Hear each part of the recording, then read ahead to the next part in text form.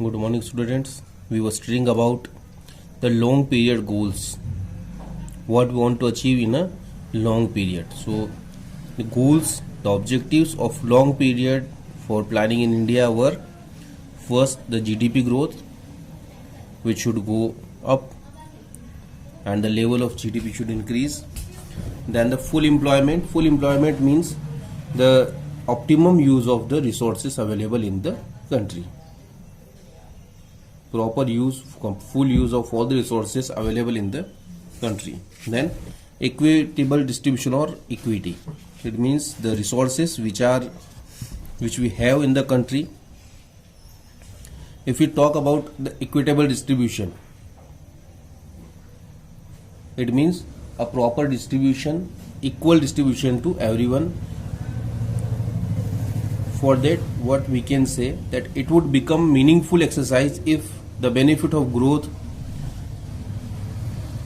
accrue to only a handful of people in a society. Note the following observation carefully.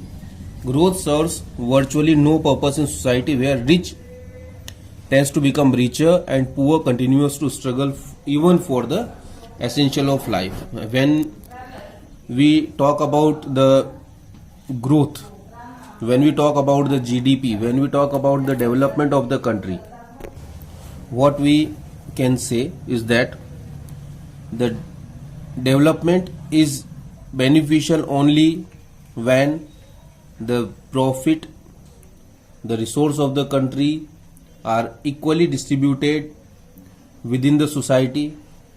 If the benefit of growth remains in some hands, then it is not beneficiary for the country. Generally, what happens that growth serves virtually no purpose in a society where rich tends to become richer and the poor continues to struggle even for the essentials of life. And this is the reality of most of the developed countries and most of the developing countries, that in the societies the country is growing and the benefit of growth is being taken over by only the rich section of the society. They are becoming more richer and the poor, they are struggling for their life. Then the benefit of growth must spread across all sections of the society so that the distribution of income becomes equitable. What should be done in this type of societies, that the benefit of growth should be spread to the all sections of the society. Equitable distribution of income implies social equality, and this is one of the principal objective or goals of planning in India. If we do the equitable resource distribution, if we distribute the things equally to the all section of the society, then it creates a sense of social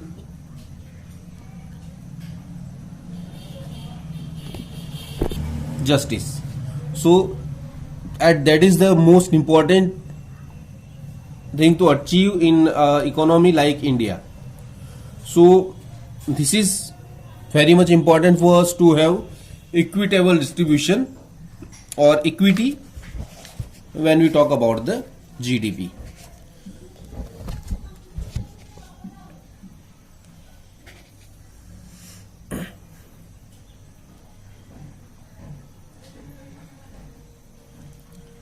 What generally happens in an economy, that just like if we talk about a doctor gets around rupees 50,000 when he perform a surgery that took at least maximum 1 hour. For that the doctor charges 50,000. On the other hand, a factory worker who is a factory official who is working in a factory for 8 hours per day gets 50,000 in a month. And if we talk about the laborers in the factory, they also work for 8 hours per day and they get 50,000 in 2-3 months. So this is a very large difference between the people in the income of the people, and this hurts the equity to a large extent. So this should not be there in an economy. Everyone should get that much amount which is sufficient for their livelihood, and the resources of the country should be distributed equally. It should not happen that someone is getting more than what he serves and there are some people who get less than what they serve.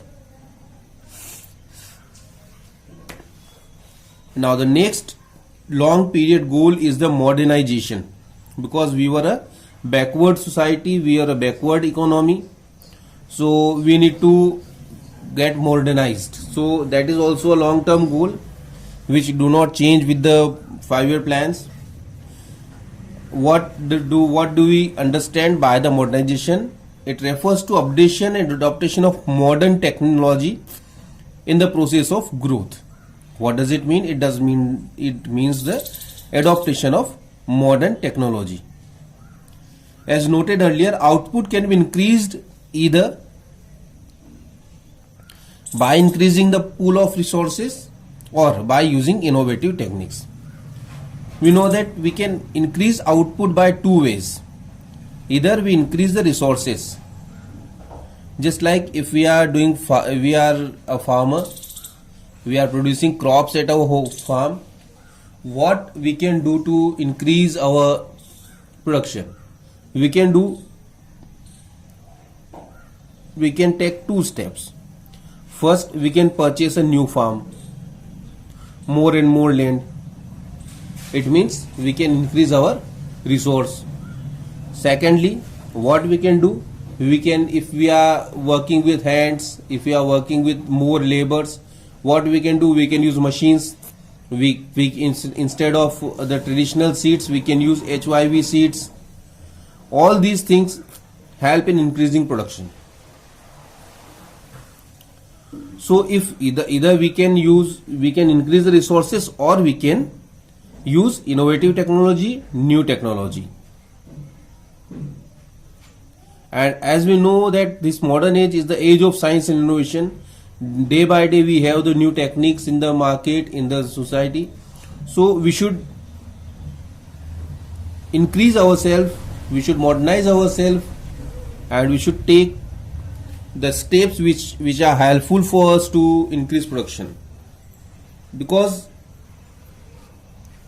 both the steps what we take, either we increase the resource or we use the innovative techniques. Now it is very difficult for us to increase the resource. If everyone in the country try to buy new lands, we will not be having enough land. And if I am getting the land, someone is there who is losing the land. So we cannot increase land. What we can do, we can transfer land to one hand to another, and that do not help much in increasing production.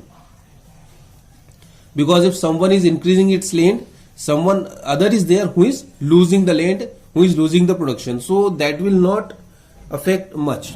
But if everyone modernize himself, start using innovative techniques, then we can increase production for everyone. And for that, the government also took many steps. The most promising step was the Green Revolution, which was taken by the Indian government. Right now we have seen the IT revolution. By that we started the production through BPOs. We have given a lot of jobs to many people.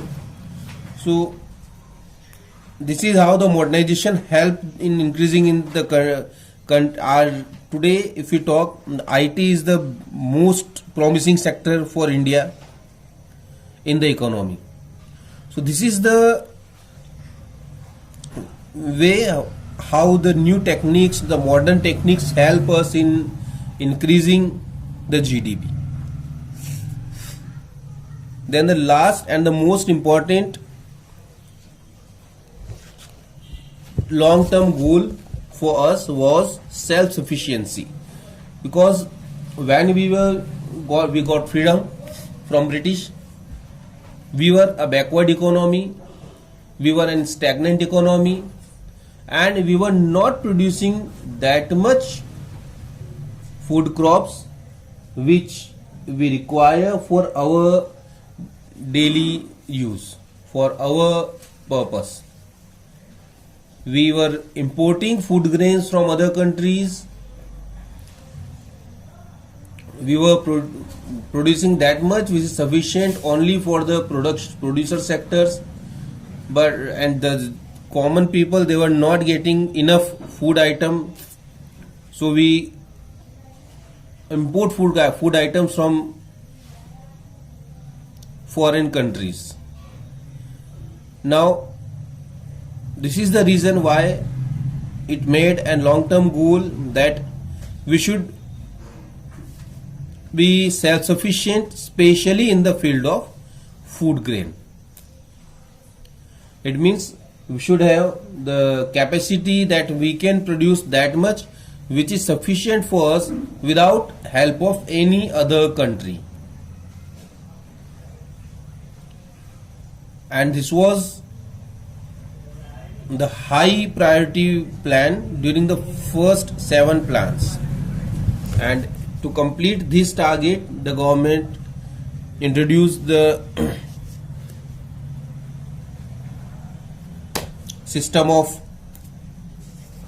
the Green Revolution to get food self-sufficiency in the field of food, and that was very much helpful for us.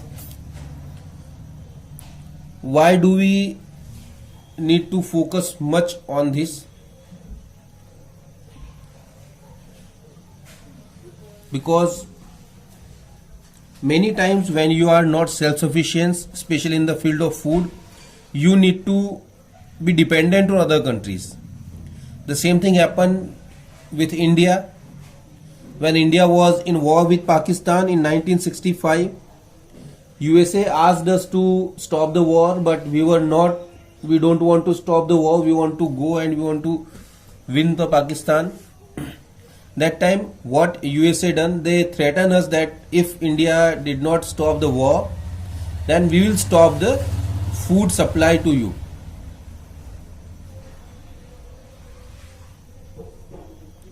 So we were forced to stop the war which we were going to win.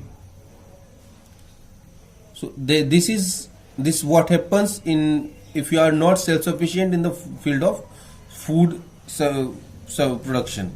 So we made it the long-term goal, and now we can say that we are completely self-sufficient. We do not need to look for any country for the production or the supply of food grain.